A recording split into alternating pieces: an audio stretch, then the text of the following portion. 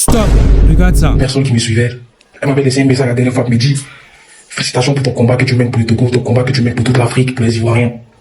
J'ai même pas répondu.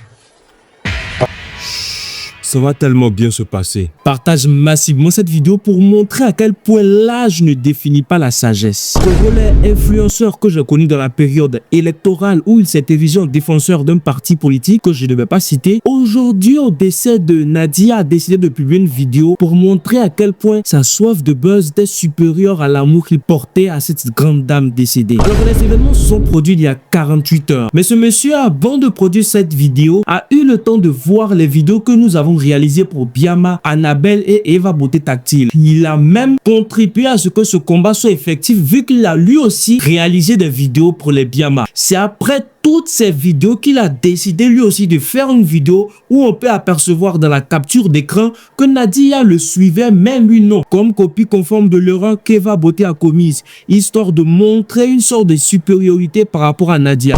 Tu as supprimé la vidéo parce que tu as commencé à recevoir des mauvais commentaires, mais le message il est passé. Attends, c'est quand il veut que moi te le monde pleure. Attendez, c'est quand il veut que moi te le monde pleure sur le métal. Arrêtez mon bouillon. C'est la femme d'Arrêt Chéné.